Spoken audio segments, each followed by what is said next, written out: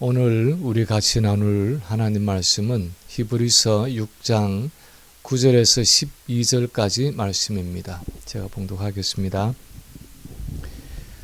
사랑하는 자들아, 우리가 이같이 말하나 너희에게는 이보다 더 좋은 것, 곧 구원에 속한 것이 있음을 확신하노라. 하나님은 불의하지 아니하사 너희 행위와 그의 이름을 위하여 나타낸 사랑으로 이미 성도를 섬긴 것과 이제도 섬기고 있는 것을 잊어버리지 아니하시느니라.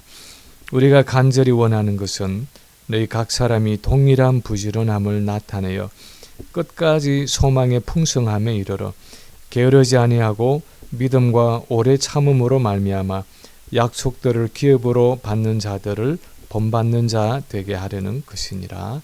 아멘.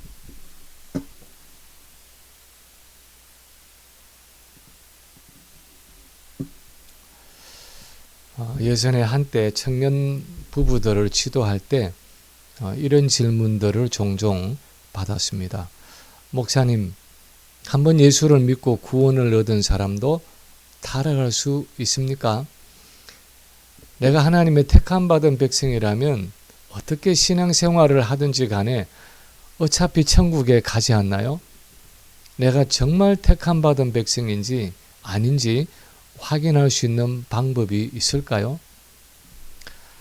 아마도 이런 질문들의 숨은 의도는 내가 정말 택함 받은 백성인 것이 확실하다면 이제 조금 느슨하게 신앙생활을 해도 되지 않겠느냐 하는 의도일 것입니다.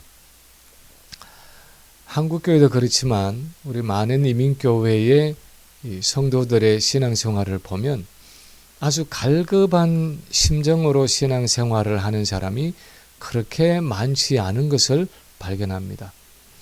대부분의 신자들은 아주 느긋하고 느슨한 신앙생활을 합니다. 얼마 전에도 예전교회에서 알던 어떤 분을 오랜만에 만나서 식사를 하게 되었는데 가만히 이야기를 나눠보면 별로 아쉬울 것이 없는 신앙생활을 하고 있었습니다. 주중에 시간이 나면 몇 차례 골프를 치러 나가고 지인들과 함께 볼링도 치고 식사도 하고 등산도 하고 여행도 하면서 그냥 주일날 한 번 교회 나가는 일 외에는 딱히 메인 것 없이 그저 느슨하게 내 남은 인생을 누리고 즐기다가 때가 되면 천국 가면 된다 하는 식의 신앙생활을 하고 있었습니다.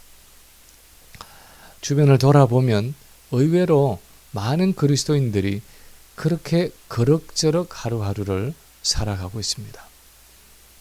나이를 점점 먹어가면서 이제 주님 만날 그날이 가까워지고 이제 천국에 들어갈 때가 가까워지니까 좀 더 기도에 깊이 들어가고 좀 더 말씀을 깊이 묵상하고 좀 더 이런 영혼을 구원하는 일에 힘쓰다가 하나님 앞에 서서 내 삶을 잘 결산해야 하겠다고 생각하고 젊었을 때보다 더 허리띠를 졸라매고 신앙생활을 하는 경우를 잘 보기가 힘든 것이 오늘날 우리가 주변에서 보는 일반적인 신앙생활입니다. 그런데 성경은 우리 신앙생활의 성격이 그렇게 느슨한 것이 아닌 것을 말씀하고 있습니다. 이미 예수 믿고 세례 받았으니까 이제 남은 것은 이 구원의 티켓을 잃어버리지 않고 주머니 속에 잘 보관하고 있다가 천국 문 앞에서 보여주고 들어가면 되는 그런 것이 구원의 성격이 아니라고 말씀하고 있습니다. 특히 우리가 정말 택함 받은 백성이라면 우리가 정말 거듭난 그리스도인 하나님의 자녀들이라면 우리 신앙생활에 어떤 영적인 특징이 있다고 말씀하고 있습니다. 오늘 본문이 바로 그런 말씀을 하고 있는 본문입니다. 정말 내가 하나님의 택한 백성이라면 하나님의 구원받은 자녀라면 내게 자연스럽게 나타나는 특징이 어떤 것인가를 말씀해 주고 있습니다. 내가 정말 거듭난 그리스도인이라면 내게 어떤 특징들이 있을까요? 첫째, 오늘 본문이 말씀하는 것은 우리 삶에 하나님의 역사로 인한 열매를 보게 된다는 것입니다. 하나님의 역사로 인한 어떤 삶의 열매가 내게 있다는 것입니다. 본문 9절에 보면 이 히브리서의 저자는 이렇게 말하고 있습니다. 사랑하는 자들아, 우리가 이같이 말하나 너희에게는 이보다 더 좋은 것, 곧 구원에 속한 것이 있음을 확신하노라. 앞에서 이렇게 하늘에서 종종 내리는 비를 받고도 가시와 엉겅퀴와 같은 불신앙과 불순종의 열매를 맺는 배도의 사람들은 다시 회개케 해서 돌이킬 길이 없지만, 이 저자는 말하기를 히브리서를 받는 이 수신자들은 그런 배도의 사람들이 아니라 더 좋은 것, 곧 구원에 속한 열매를 맺고 있다는 것을 안다는 것입니다. 그리고 이런 열매가 구체적으로 무엇인지를 10절에서 이어서 말하고 있습니다. 하나님은 불의하지 아니하사 너희 행위와 그의 이름을 위하여 나타낸 사랑으로 이미 성도를 섬긴 것과 이제도 섬기고 있는 것을 잊어버리지 아니하시느니라. 그들에게 어떤 선한 행위와 하나님의 이름을 위해 나타낸 어떤 사랑들, 그 사랑으로 성도들을 섬긴 봉사의 열매들이 그들에게 있었다는 것입니다. 우리는 그 행위와 사랑과 섬김들이 어떤 사건들이었는지 구체적으로 알 수는 없습니다. 그런데 10장 32절에서 또 34절까지 나타나는 말씀들을 보면 어떤 짐작할 수 있는 부분들이 있습니다. 거기 보면 전날에 너희가 빛을 받은 후에 고난의 큰 싸움을 견디어낸 것을 생각하라. 혹은 비방과 환난으로서 사람에게 구경거리가 되고 혹은 이런 형편이 있는 자들과 사귀는 자가 되었으니 너희가 갇힌 자를 동정하고 너희 소유를 빼앗기는 것도 기쁘게 당한 것은 더 낫고 영구한 소유가 있는 줄 알미라. 그들이 이전에 예수 믿었을 때에 예수 믿는 일 때문에 핍박과 고난을 받았고 비방과 환난으로 사람들에게 구경거리가 되었을 뿐 아니라 그런 핍박과 환난으로 고난당하는 자들과 같은 편에 서서 갇힌 자들을 돌아보고 자기 소유를 몰수당하는 것도 감수하고 함께 고난을 당한 적이 있었다는 것을 우리가 짐작할 수 있습니다. 어쨌든 본문에서 전달하고자 하는 것은 이 히브리서의 수신자들에게 그리스도인으로서 삶의 열매가 있는 것을 보아서 그들이 배도의 길을 갈 사람들이 아니라 구원에 속한 하나님의 택한 백성인 줄을 믿는다는 것입니다. 그리고 그것은 단순히 도덕적이고 윤리적인 선행이 아니었습니다. 왜냐하면 과거의 성도들을 섬겨왔고 지금도 섬기고 있는 그 행위와 사랑의 수고가 하나님의 이름을 위하여, 다시 말하면 하나님을 향한 사랑과 헌신으로 행해졌기 때문이었습니다.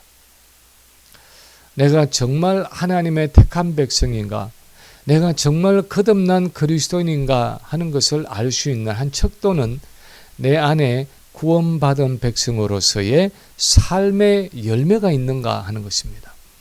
우리가 얻은 구원의 한 중요한 열매는 순종의 삶입니다. 하나님께 대한 순종이고 예수 그리스도께 대한 순종입니다.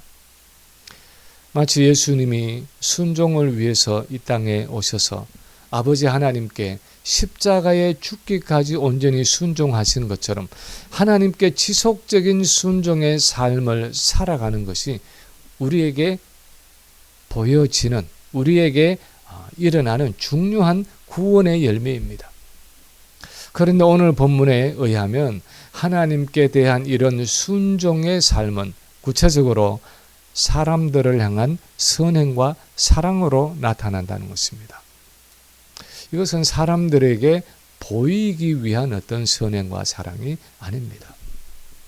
사람들 중에는 본능적으로 남의 인정과 칭송을 얻기 위해서 선행을 베풀고 또 사랑을 베푸는 사람들이 있습니다.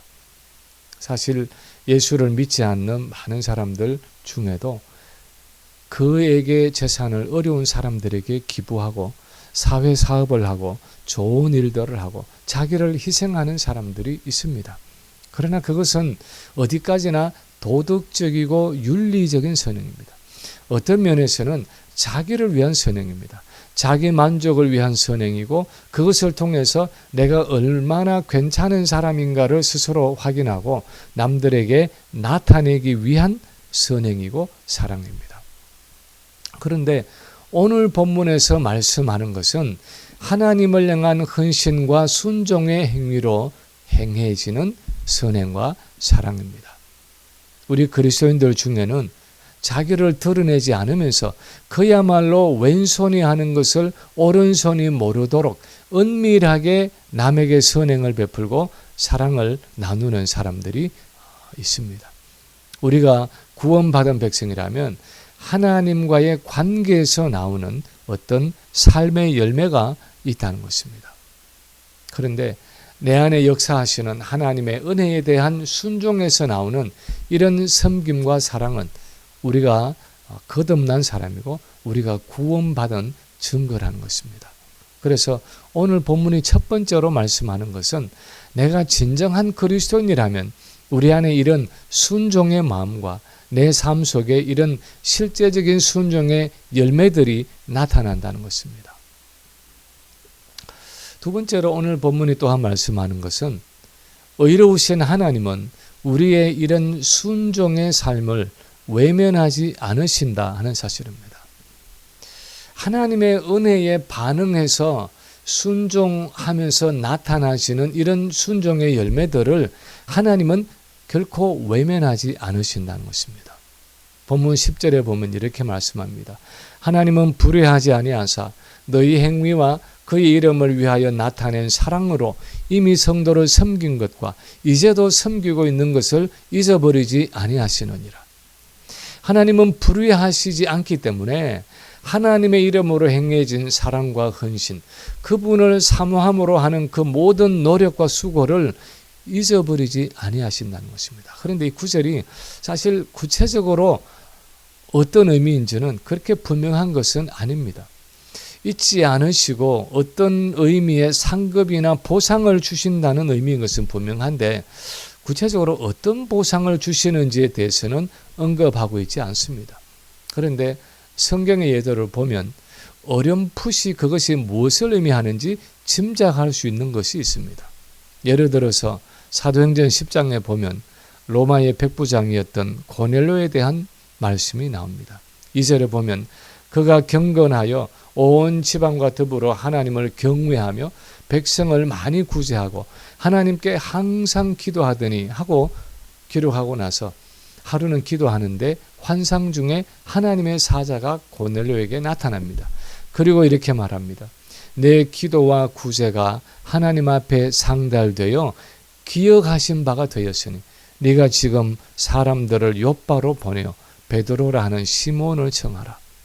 그래서 고넬료가 베드로를 청하고 베드로가 고넬료 집의 사람들에게 말씀을 전할 때 성령이 말씀 듣는 모든 사람에게 임하고 어떤 사람은 방언을 말하기도 했습니다.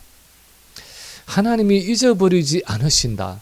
하나님의 기억하신 바가 된다 하는 이 말 속에는 하나님이 그것을 기억하셔서 어떤 방식으로든 보상하신다는 포괄적인 의미가 있겠지만 그 중에 하나는 이 고넬료의 경우처럼 이 땅에서 하나님 자신을 좀 더 분명하고 확실하게 나타내 보여주시는 것입니다. 요한복음 8장 29절에서도 보면 예수님 자신도 내가 항상 아버지가 기뻐하시는 일을 행하기 때문에 나를 혼자 버려두지 않으시고 항상 나와 함께 계신다고 말씀하고 있습니다.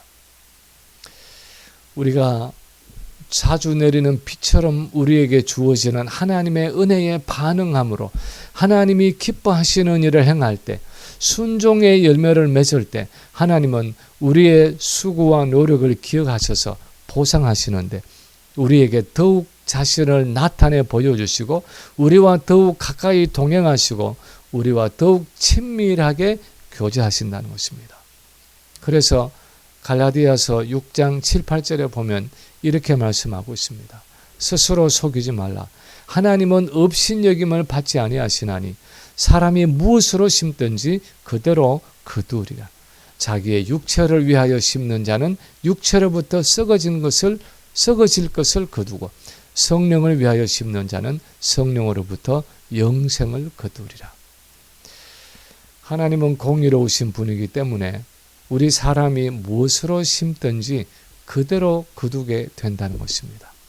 자기 육체를 위해서 불순종과 세속적인 것을 심는 사람은 결국 가시와 엉겅퀴와 같은 썩어질 것을 거두고 주어지는 그 하나님의 은혜에 믿음으로 반응하고 순종함으로 성령을 위해 심는 사람은 결국 그 성령의 역사를 통해서 더 풍성한 영적인 열매를 거둔다는 것입니다.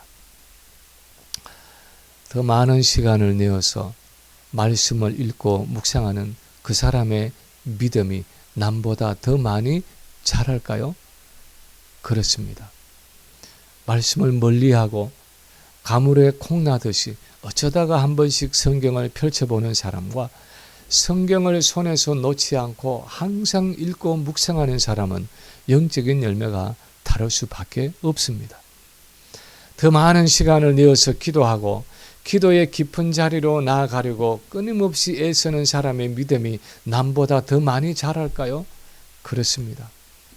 교회에 와서 하는 공기도와 밥 먹을 때 잠시 눈을 감았다 뜨는 정도의 기도만 하는 사람과 어떻게 하든지 시간을 내어서 하나님 앞에 무릎을 꿇으려고 애쓰는 사람의 영적인 상태는 다를 수밖에 없습니다. 바쁘고 힘들지만 예배와 찬양으로 끊임없이 하나님 앞에 나아가려고 애쓰고 하나님께 자신을 맡기는 그 사람의 믿음이 더 많이 자랄까요? 그렇습니다. 그냥 아무런 생각 없이 상황이 되면 예배드리고 안 되면 그냥 건너뛰고 하는 하나님을 예배하는 일에 헌신하지 않는 사람과 예배에 목숨을 거는 사람의 영적인 열매는 다를 수밖에 없습니다. 오늘날 많은 사람들이 하나님의 절대 주권에 대해서 오해를 합니다. 하나님의 절대 주권이라는 것은 나는 아무것도 하지 않아도 하나님이 나를 위해서 다 해주시는 것이라고 생각을 합니다. 그런데 성경이 가르치는 하나님의 절대적인 주권은 하나님은 최선을 다하는 우리의 순종을 통해서 그분의 주권과 섭리를 이루어 가신다는 것입니다. 하나님 우리에게 은혜의 비를 자주 내려주시고 우리의 삶 속에서 이미 역사하고 계시기 때문에 우리는 그 하나님의 역사에 순종함으로 주어진 은혜에 최선으로 반응하는 삶을 살아야 한다는 것입니다. 그때 하나님의 뜻이 우리 가운데 이루어지고 우리가 완전한 믿음, 성숙한 믿음을 향해 자라간다는 것입니다. 그래서 마지막으로 결론적으로 본문이 말씀하는 것은 우리는 우리의 신앙생활에 최선의 노력을 기울여야 한다는 것입니다. 우리의 신앙생활에 내가 할 수 있는 최선의 노력을 기울여야 한다는 것입니다. 그것이 우리가 하는 신앙생활의 성격이라는 것입니다. 오늘 본문 11, 12절에 보면 이렇게 결론적인 권면을 하고 있습니다. 우리가 간절히 원하는 것은 너희 각 사람이 동일한 부지런함을 나타내어 끝까지 소망의 풍성함에 이르러 게으르지 아니하고 믿음과 오래 참음으로 말미암아 약속들을 기업으로 받은 자들을 본받는 자 되게 하려는 것이니라. 우리가 간절하게 원하는 것은 너희 각 사람이 동일한 부지런함을 나타내라고 했습니다. 그들이 처음에 가졌던 그 동일한 부지런함을 나타내라는 것입니다. 끝까지 나타내라는 것입니다. 그들이 처음에 예수를 믿었을 때 고난과 핍박 속에서도 감옥에 갇히고 재산을 몰수당하고 추방을 당하는 박해 속에서도 오히려 그런 사람들을 돕고 자신의 것을 함께 나누던 그 처음 사랑과 믿음을 동일하게 나타내라는 것입니다. 처음에 주님을 향해서 가졌던 그 사랑과 헌신과 믿음을 계속해서 끝까지 지속한다는 것은 쉬운 일은 아닙니다. 그러나 그 동일함을 계속해서 지속하는 것이 우리에게 필요하다는 것입니다. 그것이 우리의 신앙생활이라는 것입니다. 사람마다 신앙생활에서 첫사랑에 해당하는 은혜의 시간이 있습니다. 제게도 그런 시간이 있었습니다.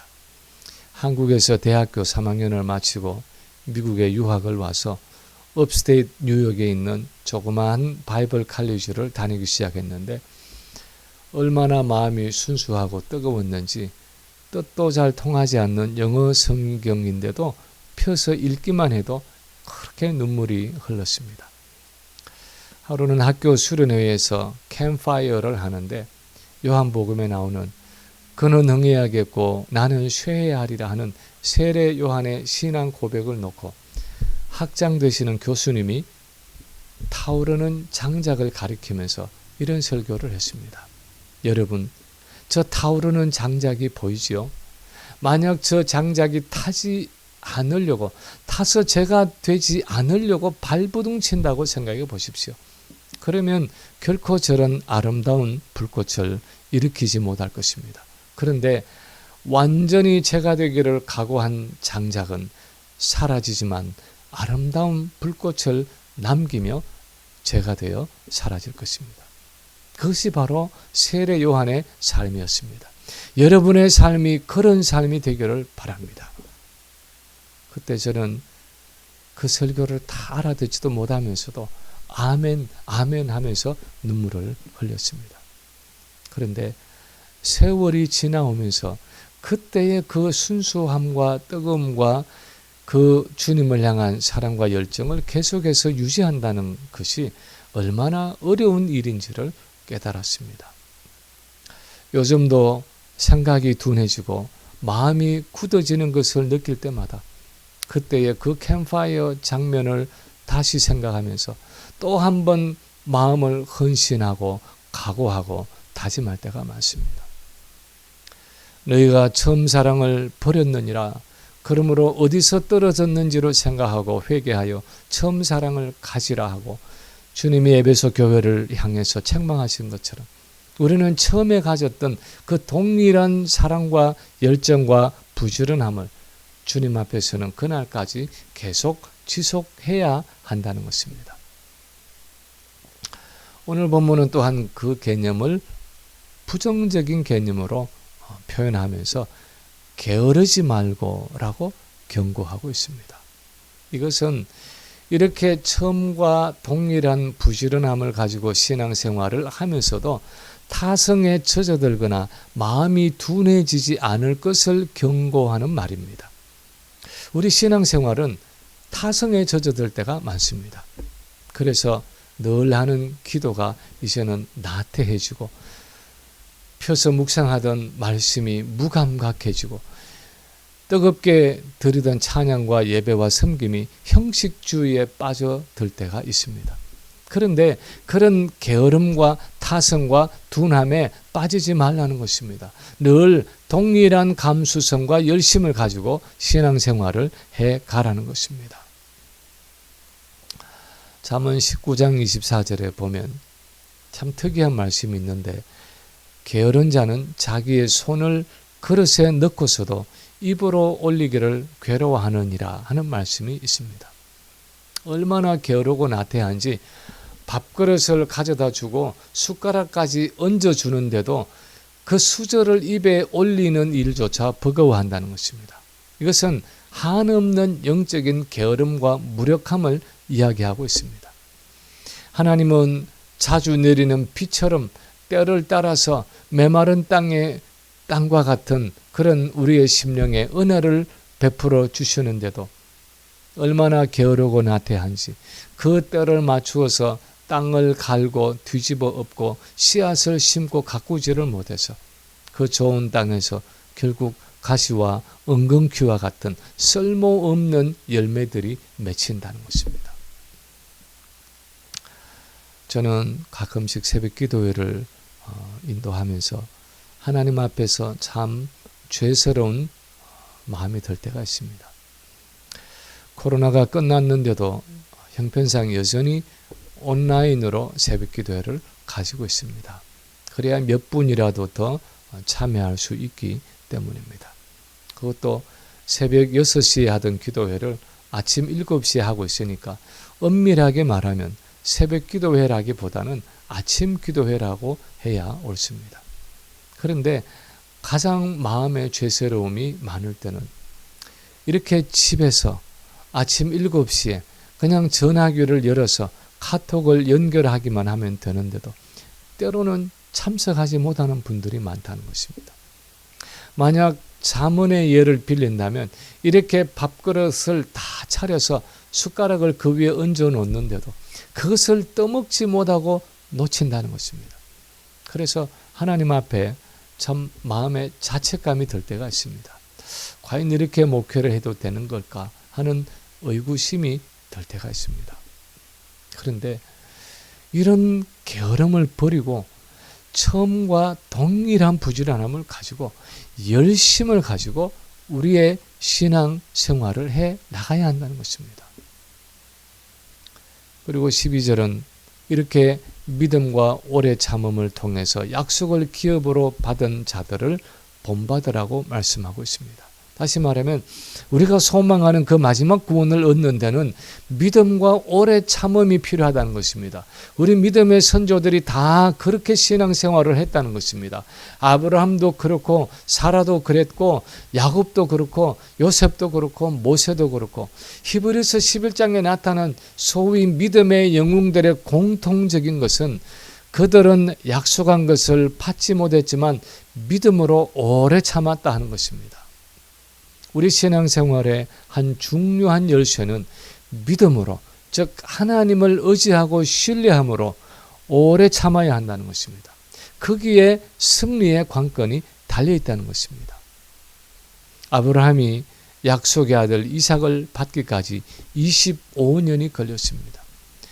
요셉은 애굽의 노예로 팔려가서 총리 대신이 되기까지 얼마나 오랜 기간 동안 고난의 시간을 인내해야 했습니까? 야곱의 가족 70명이 장정 60만이 되는, 전체가 200만이 되는 한 민족을 이루어서 애굽을 나오는 데는 400년 이상의 기간이 걸려야 했습니다. 그렇게 나온 이스라엘 민족이 약속의 땅을 얻는 데는 40년이라는 시간을 광야에 머물러야 했습니다. 여자의 후손으로 메시아가 오신다고 창세기 3장 15절에서 약속하고 나서 그 약속하신 메시아가 오시는 데는 적어도 4,000년이 걸렸습니다. 성경에 나타난 구원의 역사는 기다림의 역사였고 그 하나님의 약속을 붙잡고 인내하는 역사였습니다. 오늘 본문이 말씀하는 믿음과 오래 참음은 우리 신앙생활에서 어쩌면 가장 중요하고 본질적인 요소입니다. 그것이 없이는 마지막 구원을 얻을 수 없다는 것입니다. 오늘날 우리의 신앙생활도 우리 구원의 완성도 하나님을 신뢰하는 그 믿음으로 그 하나님을 신뢰하고 의지하면서 오래 참아야 합니다.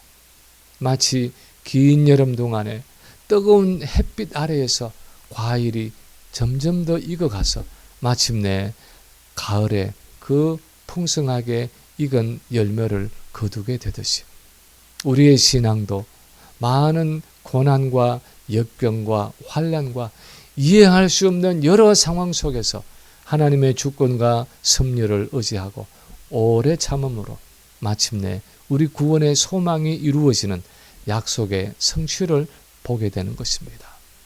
바라기는 내 질병과 건강의 어려움 속에서, 때로는 부부관계의 갈등 속에서, 때로는 자녀의 일로 인한 염려와 근심 속에서, 때로는 경제적인 어려움과 직장의 여러 힘든 인간관계 속에서 이해할 수 없고 견딜 수 없을 것 같은 우리의 많은 일들 속에서 끝까지 하나님을 의지하고 믿음과 오래 참음으로 최선의 신앙을 경주함으로 하나님이 주시는 마지막 구원을 쟁취하는 우리 모든 성도들 되시기를 주님의 이름으로 간절히 축원합니다.